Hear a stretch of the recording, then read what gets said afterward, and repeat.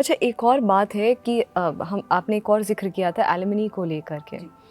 ये भी बहुत बड़ा एक मैं कहूँगी एक जाल है जिसको लेकर के लगातार ये बातें सामने आ रही हैं, चाहे वो सेलिब्रिटीज़ हों, चाहे वो एक कॉमन इंसान हो। और मैं एक दिन कोर्ट की हियरिंग एक देख रही थी, तो कोर्ट की हियरिंग बहुत आसानी से अवेलेबल हो गई है इंटरनेट पे कि आप जो प्रोमिनेंट केसेस हैं उनको देख सकते हैं, सुन सकते हैं कि किस तरह से किसी भी केस की सुनवाई होती है। तो उसमें भी एलिमनी को लेकर के एक जज ने बोला ये तो बहुत ही अनरियलिस्टिक अमाउंट है, आप क्यों मांग रही हैं।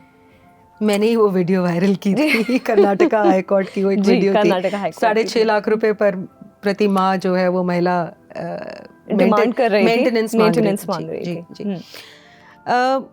मैं आपको एक केस सुनाती हूँ जिसमें पेरेंट्स जो थे मेरे पास आए थे मदद मांगने के लिए। उनके बेटे की शादी होती है। वो जो महिला है वो उनके साथ बिल्कुल भी एक शादीशुदा इंसान का बिहेव होता है वो नहीं करती हैं, और बहुत ही कटी रहती हैं, सारे दिन फ़ोन पे रहती हैं। और उनको थोड़ा सा डाउट होता है उनके बेटे को, तो वो उनको इवेंचुअली पता चलता है कि, और वो सबूत जुटा लेते हैं कि उनकी एब्सेंस में उनके घर में, अपने घर में उनकी वाइफ जो है किसी अन्य पुरुष के साथ शारीरिक संबंध बना रही हैं। और ये चीज़ की एविडेंस उनके पास कैप्चर हो जाती है। शादी के विदिन 1-1.25 महीने में सब कुछ हो जाता है। तो वो अपने माता पिता को बताते हैं, फिर उसके बाद उस लड़की के माता पिता को बताया जाता है।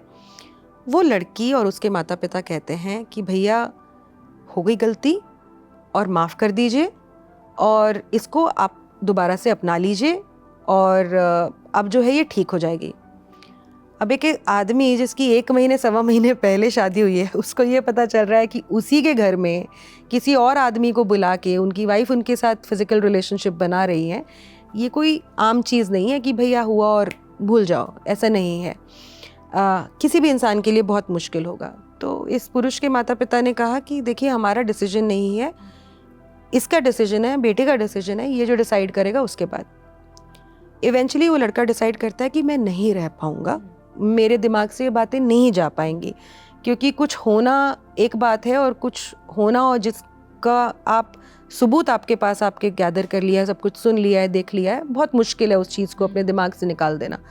तो कहता है कि मैं नहीं, और हम लोग आराम से डिवोर्स कर लेते हैं, कोई दिक्कत वाली बात नहीं है। वो महिला आज उस पुरुष से 2 करोड़ एलिमनी मांग रही है। पढ़ी लिखी MBA करी हुई लड़की, उसको 2 करोड़ रुपए चाहिए एलिमनी में, जबकि अपने हस्बैंड को चीट उसने किया, अडल्ट्री उसने की, किसी और आदमी को उसने अपने घर में बुलाया, लेकिन एलिमनी कौन देगा? पुरुष। क्या इस वजह के इसलिए हमारा कानून बनाया गया था? नहीं। मेंटेनेंस एलिमनी का कानून उन महिलाओं के लिए बनाया था जो सक्षम नहीं है कार्य करने में, बच्चों की माँ है, उनको उनके साथ घरेलू हिंसा करके उनको घर से निकाल दिया, वो प्रताड़ित हैं और वो अपने आप को मेंटेन करने की कैपेसिटी नहीं रखती हैं। लेकिन आज हम स्मृति क्या देखते हैं, खुद की सैलरी 1 लाख रुपए महीने की है, हस्बैंड अगर 1.5 लाख रुपए कमाता है तो भी आप कोर्ट में जाके मेंटेनेंस का केस कर रही हैं कि आपको उससे 50,000 रुपये चाहिए। हम लोग बार बार ये तो बोल देते हैं कि पुरुषों को बड़ा रिस्पॉन्सिबल होना चाहिए, रिस्पेक्टफुल होना चाहिए, महिलाओं को एक्सप्लॉइट नहीं करना चाहिए, और ये जो महिलाएं साफ तौर पे एक्सप्लॉइटेशन कर रही हैं पुरुषों का, उसके खिलाफ कोई कुछ नहीं बोलता है। आदमियों को रिस्पॉन्सिबल होना चाहिए, पर महिलाओं को रिस्पॉन्सिबल होने के लिए बोल दें तो हम मिसोजिनिस्ट और एंटी वेमेन हो जाते हैं कि भैया तुम कमा रही हो, अपने पैरों के ऊपर खड़ी हो, अपना ध्यान दे सकती हो, अब फिनेंशियली सिक्योर हो, फिर भी आपको मेंटेनेंस पति से ही चाहिए। ये कौन सी एम्पावरमेंट है? ये जो केस कर्नाटका हाई कोर्ट का था, उसमें 6.5 लाख रुपए पर मंथ उसको मेंटेनेंस चाहिए। भाई जज ने भी इसी बात को अंडरलाइन किया था कि आप मुझे रीज़न बताइए कि आपको इतना मेंटेनेंस हर महीने का ऐसा क्या है जो आपको मेंटेनेंस चाहिए। बताइए। अब तो खैर उसके बाद तो झड़ी से केसेस आ रहे हैं, काफ़ी वीडियोस वायरल हो जा रही हैं, कहीं पे 200 करोड़ की एलिमनी मांगी जा रही है, कहीं पे महिला पुरुष से ज़्यादा कमाती है तो उसने मेंटेनेंस का केस किया हुआ है, कहीं पे उसका 1 लाख रुपए पर मंथ सैलरी है, फिर भी उसको जो है पति से जो है 1 लाख रुपए मेंटेनेंस चाहिए। बाकायदा ये बोला जा रहा है कि हमारा लाइफस्टाइल मेंटेन करना तुम्हारी रिस्पॉन्सिबिलिटी है।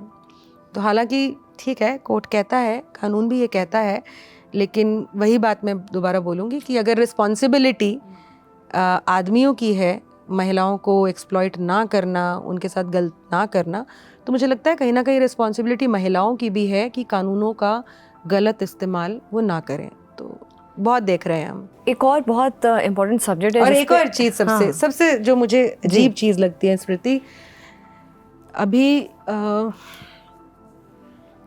2-3 हफ्ते पहले की बात है, मेरे घर में एक पूरा परिवार आया हुआ था काउंसलिंग के लिए।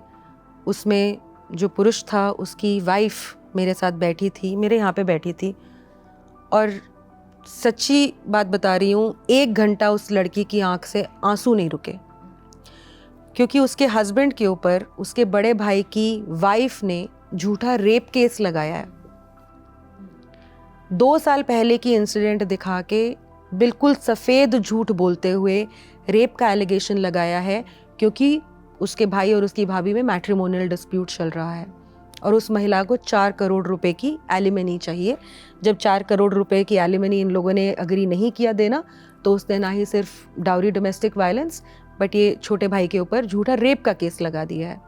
अभी हाल फिलहाल में दिल्ली हाई कोर्ट में एक और केस, इसी तरह का केस रद्द हुआ, जहाँ पे कुछ 65 लाख या 70 लाख रुपए जो है सेटलमेंट अमाउंट लेके महिला बोल रही है, ठीक है भैया, रेप भी ख़त्म हो गया, डाउरी भी ख़त्म हो गया, डोमेस्टिक वायलेंस भी ख़त्म हो गया। मतलब पैसे के लोभ और लालच में लोग झूठे रेप केसेस तक लगा रहे हैं, पूरे के पूरे परिवार को फंसा दे रहे हैं। बेड रिडन सास ससुर जो हैं उनके बारे में भी बिल्कुल सोच नहीं रही हैं महिलाएं। तो ये कहाँ तक सही है? और इस चीज़ के लिए अकाउंटेबल या रिस्पॉन्सिबल होना हम महिलाओं को क्यों नहीं मांगे? सारी रिस्पॉन्सिबिलिटी क्या पुरुषों का ही दायित्व है?